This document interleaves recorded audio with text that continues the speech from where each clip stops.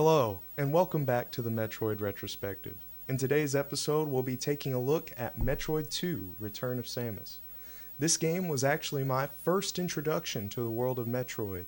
One of my very first memories is actually playing this game on a Game Boy Color.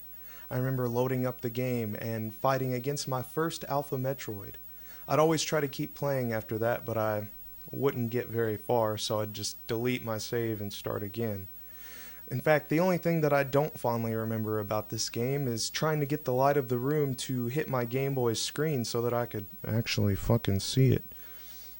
Once the other games in this series were made available to me, I rarely came back to this one. Eventually, in 2012, I decided to give it another shot to try to see if I could finish it. At the time, I found the game confusing and the lack of a map to be rather frustrating, so I gave up about halfway through. Now we're here, and this game finally has a chance to shine. Is Metroid II a better game than its predecessor? Does Metroid II fulfill the promise of all of the potential that was shown in the previous game? Join me today as we answer these questions and many more while we take a look at Metroid II: Return of Samus.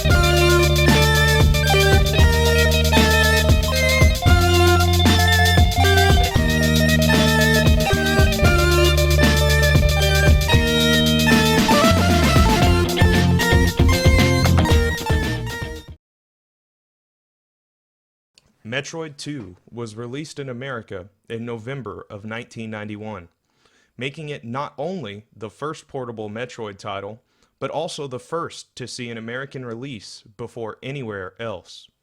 The game was released on the then 2-year-old Game Boy, Nintendo's first portable game console. The game released 5 full years after the first installment. Right out of the gate, Metroid fans were already forced to be accustomed to long waits, a story we will sadly see many more times in the future of this franchise. Despite this wait, the game would eventually go on to sell close to 2 million units. The game was developed by the same team behind Metroid I, and was again produced by Gunpei Yokoi. I would like to take a moment to talk about just how important to the development of gaming Mr. Yokoi is. Yokoi is an underappreciated legend. He is directly responsible for much of Nintendo's success today, being one of the first voices in the company to push for Nintendo to get into the video game market. Early on, he would even serve as a sort of mentor for Shigeru Miyamoto, creator of Mario and Zelda, giving direction to him during the production of Donkey Kong, and even sharing the idea that Mario should be able to fall from impossible heights in the Mario Bros. Arcade game. Yokoi even served as the original inventor of the D-pad, and is the man behind the Game & Watch series, Game Boy, and the ill-fated Virtual Boy. It is my opinion that Yokoi should receive every bit as much praise as Miyamoto does today. Sadly, Mr. Yokoi is just as underappreciated as his most popular franchise, Metroid. For the sake of review and to make this game easier to look at today, all footage is being captured on the Super Game Boy II. The Super Game Boy and its follow-up are attachments for the Super Nintendo's cartridge slot, which allow you to play Game Boy games in color. This game is one of a handful of titles that has its own dedicated color palette. However, I make slight modifications to it. This idea was given to me by fellow YouTuber Some Call Me Johnny. I will talk more about the Super Game Boy and its merits in a later video. The manual once again gives us quite a bit of story. Immediately following the events of the previous game, the Galactic Federation assigns a research team to investigate the Metroid homeworld, planet SR-388. The research team disappears without a trace. This revelation causes the Federation to assign an elite combat team to investigate, which also disappears. At this point, it is decided that Samus Aran must be sent to investigate, as well as destroy the entire Metroid species. Samus has been tasked with the duty of genocide. The manual also mentions that the planet is littered with the ruins of an ancient civilization. Later games and supplemental materials would explain to us that these ruins belong to none other than the Chozo. The Chozo are a species of humanoid birds with supreme intellect and combat ability. This species serves great importance to the universe of Metroid and Samus herself, but I will get into that subject in a later video. This game's manual marks the first time that the Chozo are even vaguely mentioned.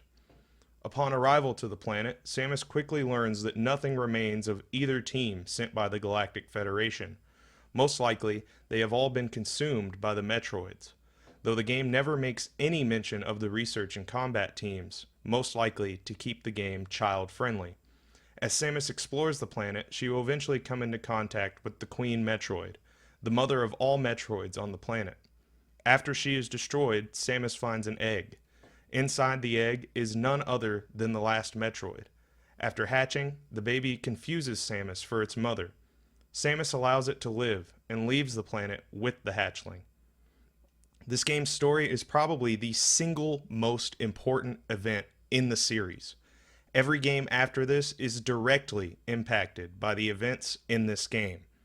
I also feel that this is quite an impressive level of narrative for being a Game Boy game released in 1991. Though all of the backstory is relegated solely to the manual, you will understand what is going on in the final scene of the game. Metroid is known for its environmental storytelling. I believe that this game is the first time where that aspect of the series was truly allowed to shine. Metroid II makes a drastic departure in the formula from the previous game, this time being laid out into sections that can only be completed one at a time. The next area is always blocked by lava that damages you if you touch it. It is my opinion that this more railroaded approach to progression is due to the portable nature of the game, and the fact that the team had not yet thought to create an in-game map. The team most likely had decided to simplify the experience to make it more approachable in short bursts, as opposed to one sprawling world to get lost in regularly. This game made many improvements to the formula established in the first game, such as the universal addition of saving, no longer a region-locked feature. The game would also add dedicated save stations at the beginning of an area, as opposed to the system from the previous game that would merely save upon your arrival to an area. This allowed the player much more freedom and gave players the ability to save after any major in-game event.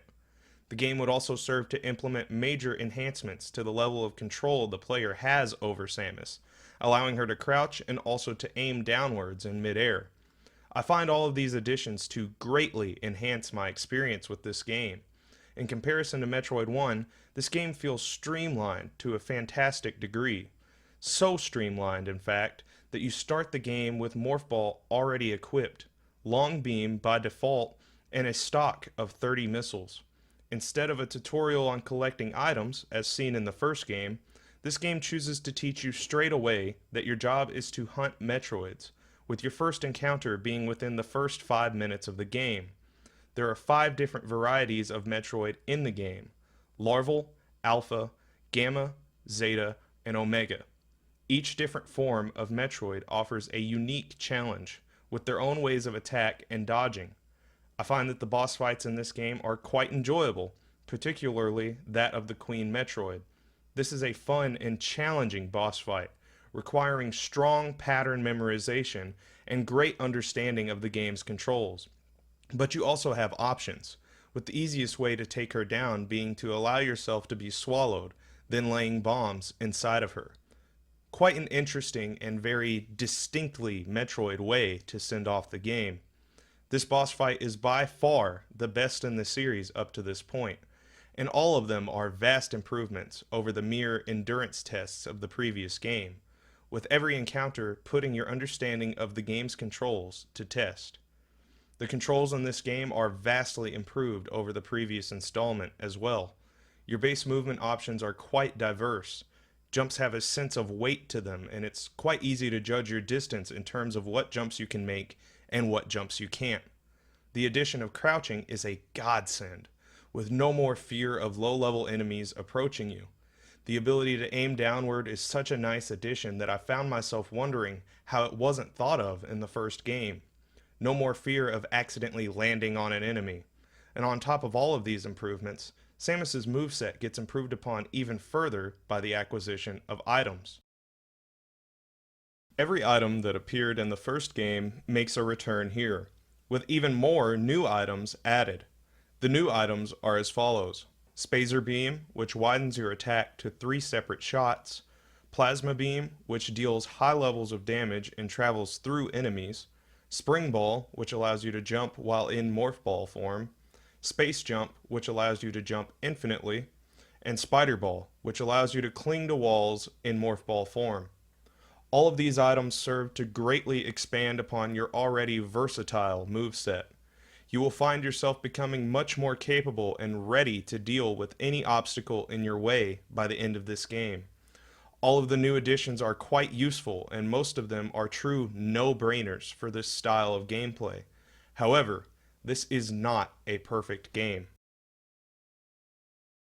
While the controls in this game are actually really good, I do still believe that there are some kinks that need to be ironed out. For example, the space jump. This is probably my favorite item in all of Metroid, and its feel can be quite satisfying once you understand its rhythm. Sadly though, it is not perfect. Many times you will find yourself falling from ridiculous heights. It seems as though this move was programmed incorrectly because sometimes it just stops working for no discernible reason. Another issue with the controls lies with the spider ball. This thing is actually a pretty neat little idea, but due to its nature it is always a little weird to control. Whatever direction you press to get it to start working is what you hold for the entirety of the time you're using it, unless you stop midway through climbing a wall. At this point you will have to press every direction on the D-pad until you figure it out. It's also quite slow. The next issue I have with this game is the environmental set pieces. There's really not much to set areas apart from each other as you make your way through the game. Most areas all use the same rocky tile set throughout. The only real exception to this rule is the final area of the game, which sets itself apart quite well. I enjoy the broken glass and test tubes scattered throughout immensely. Also, for a game that is so generous with missile expansions, I found that your ammo count does not go very far in this game. There were actually a couple points in the game where I had to leave a Metroid encounter to go back and refill my supply. That's annoying in itself, but the problem is compounded by the fact that the easiest recharge station to find is at your ship. When you're at the bottom of the map, it can be quite draining to go all the way back just to get some ammo. And the RNG for item drops doesn't help either. Finding health is no problem now, but it is very rare for these enemies to drop missiles. Even if it was more common, it wouldn't be much help because you only receive 5 at a time from the drops. In a game where you can easily amass up to 200 missiles and go through them in 10 minutes, that would be quite time consuming. None of these issues did much to detract from my overall experience, however. I actually found a lot more aspects of this game that I love than things that I disliked. As stated previously, the level of control you have in this game is phenomenal. The devs really did a great job at improving over the previous game in that regard. In this game, there's never a moment where I feel that I wrongly took damage to things that were out of my control. I always felt that I had the necessary abilities to tackle any obstacle, and if I took damage, it was my fault. The addition of save stations is a godsend. I never really feared the possibility of death in this game. So long as I played my cards right and got to a save station, I knew that I would be able to hold on to any progress I had made. Save stations must become a mainstay feature in future titles.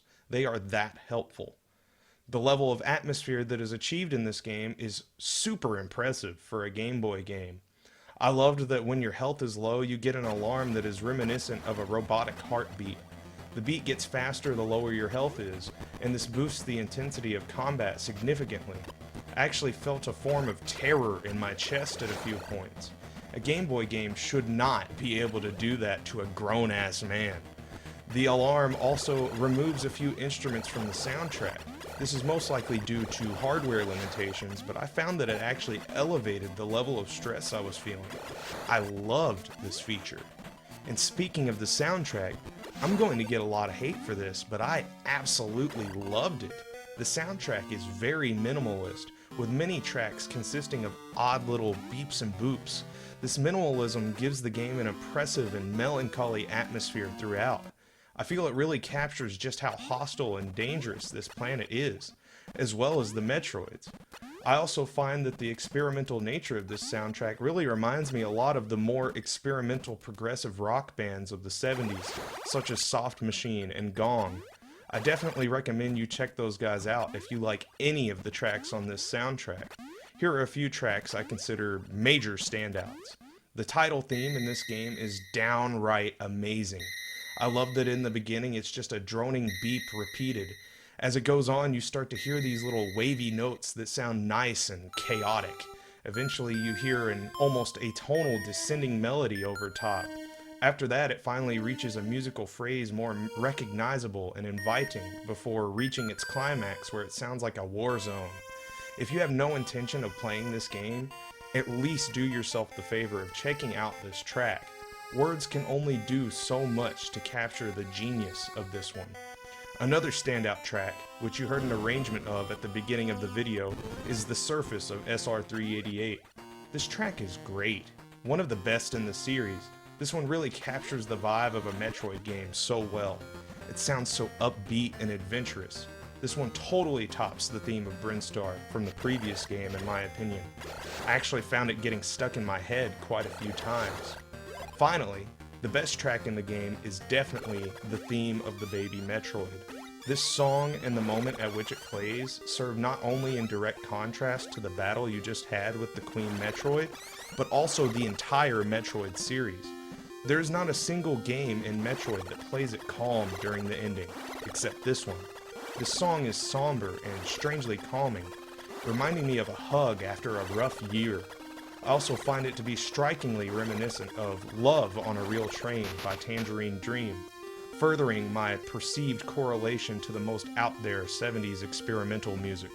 I have to say, I was not expecting to enjoy my time with this one nearly as much as I have.